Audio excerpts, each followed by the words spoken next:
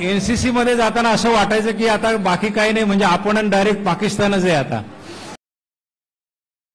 महत्वाची गोष्ट तुम्हाला या निमित्ताने मला सांगायची की आज करिअरच्या दृष्टीने ज्यावेळेला आपण विचार करतो त्यावेळेला बऱ्याच जणांचा मनामध्ये संभ्रम असतो की आपण काय केलं पाहिजे, आपल्या आयुष्याला नेमकं आपण कशासाठी बनलेलो आहोत हे खूप उशिरापर्यंत लोकांना कळत नाही. आणि बऱ्याच वेळेला असं होतं की आपण फक्त आपले मित्र काय करतायत, आजूबाजूला साधारण ट्रेंड काय आहे, असं करत करत आपण एखाद्या वेगळ्याच प्रवासाला निघून जातो. माझी स्वतःची जर गोष्ट सांगायची झाली तर मला चांगले मार्क्स असून सुद्धा मी इंजिनिअरिंगला गेलो नाही. मला चार्टर्ड अकाउंटंट व्हायचं होतं म्हणून मी बीकॉम शाखेमध्ये प्रवेश घेतला.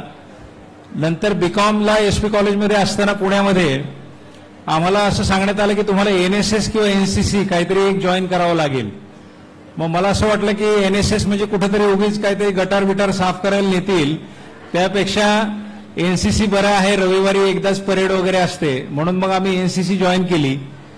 एनसीसीचा ड्रेस ज्या वेळेला मी अंगावरती घातला एकदम कांजी विंजी केलेला, आणि भले आम्ही त्यावेळी परेडला सायकलवरच जायचो तरी सुद्धा एकदम दुनिया मुठ्ठी में आल्यासारखं एक फिलिंग यायचं त्या काळामध्ये की वाटायचं हे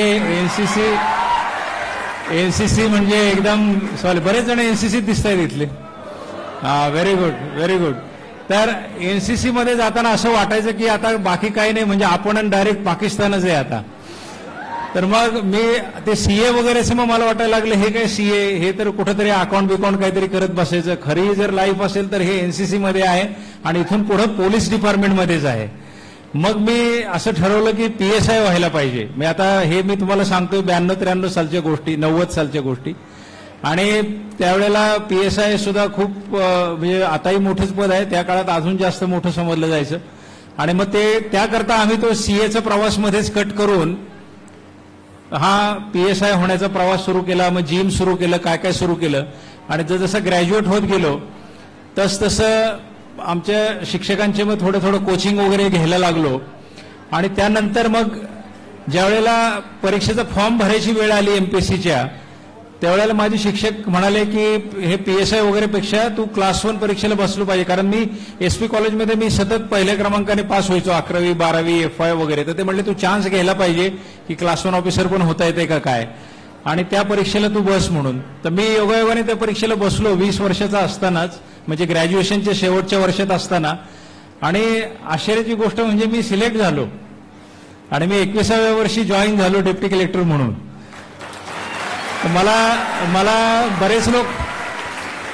मला त्या काळात बरेच लोक विचारायचे की तुमच्या यशाचं रहस्य काय माने साहेब. तर मी म्हणायचो माझं यश हेच एक रहस्य आहे, ते मलाच कळलेलं नाही अजून की एवढं लगेच कसं झालं म्हणून.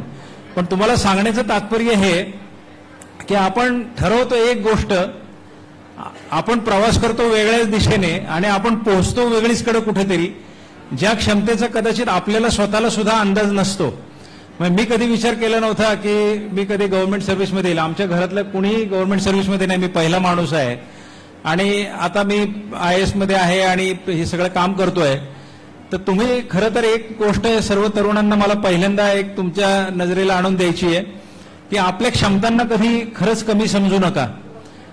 आपल्या क्षमता आणि आई वडील आपले काय सांगतात, आपले गुरुजन काय सांगतात, आपले मित्रमंडळी काय सांगतात, हे सगळं विचारात जरूर घ्या तुम्ही. म्हणजे त्याची अवहेलना करा किंवा ते अवेरा असं माझं सांगायचं नाहीये.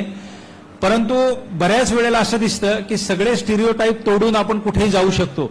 म्हणजे आज तुम्हाला एक उदाहरण देतो मी की आता UPSC MPSCचा अभ्यास करणारे तर आता मला वाटतं ह्या हॉलमध्ये सुद्धा निम्मे अर्धेपेक्षा जास्त लोक असतीलच ना, असतील ना, भरपूर असतील.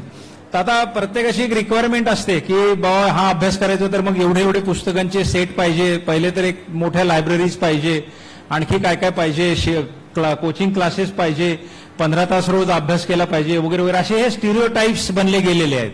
याला काय म्हणतो आपण की एक मापदंड बनलेले आहेत. परंतु तुम्हाला एक आश्चर्याचं उदाहरण मी सांगतो. या वर्षीच्या ऑल इंडिया सर्व्हिसेसमध्ये एक मुलगा IAS साठी सिलेक्ट झालेला आहे. तो मुलगा काय करायचं माहितीये, केरळमधल्या एका स्टेशनवरती तो येणाऱ्या जाणाऱ्या हमालांची नोंदणी करायचं काम करायचा स्टेशनवरती. त्या स्टेशनवरती त्याने अभ्यास कसा केला तर नोंदणीचं काम काही सारखंच करावं लागायचं नाही. ज्या वेळेला फेरी व्हायची, रेक यायचा, त्यावेळेला ते लिहावं लागायचं.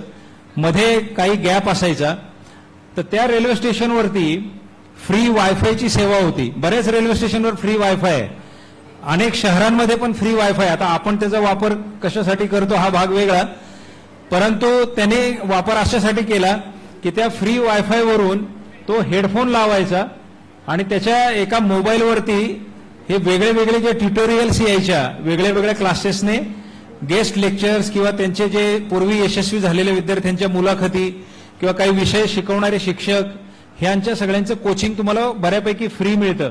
ते त्या फ्री वायफायचा वापर करून मोबाईलवरनं तो मुलगा हेडफोनने उरलेल्या वेळामध्ये करायचा आणि अशा पद्धतीने त्याने अभ्यास केला आणि तो मुलगा ऑल इंडिया रँकिंगमध्ये आहे आणि तो इंडियन ऍडमिनिस्ट्रेटिव्ह सर्व्हिसमध्ये आलेला आहे.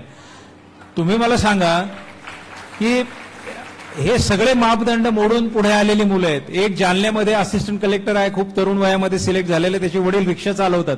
त्याच्या वडिलांनाही समजलं देखील नाही की IAS झाला आपला मुलगा म्हणजे काय झालेला आहे.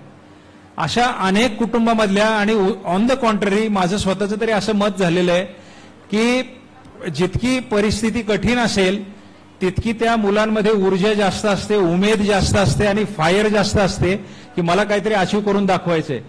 म्हणून ही उमेद आपण जपली पाहिजे, अजिबात इकडच्या तिकडच्या आकर्षणांना बळी न पडता आणि वाहवत न जाता किंवा ही पण भावना न ठेवता की आता दुसऱ्याच्या घरामध्ये 50 पुस्तकं आहेत आणि आमच्या घरामध्ये 5च पुस्तकं आहेत किंवा अजून वेगळं कुणीतरी कोचिंग घेतोय किंवा आम्हाला ते कोचिंग मिळत नाहीये किंवा आम्ही एका खेड्यामध्ये अभ्यास करतोय, कुणीतरी मोठ्या शहरामध्ये अभ्यास करतंय.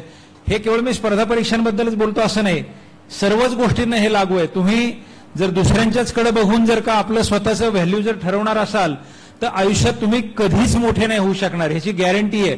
कारण आपल्यापेक्षा मोठा माणूस हा कोण ना कोणतरी असणारच. हे जगाचा नियमच हा आहे की तुम्ही जर बघत राहिलं दुसऱ्यांकडे तर आपल्यातली न्यूनत्व दिसतात. आपण जर दुसऱ्यांकडे अशा दृष्टीने बघू लागलो की मी पण त्यांच्यासारखं होऊ शकतो, मग आपल्यातली क्षमता जागृत होते. तर ह्याकरता सगळ्यांनी प्रयत्न केला पाहिजे.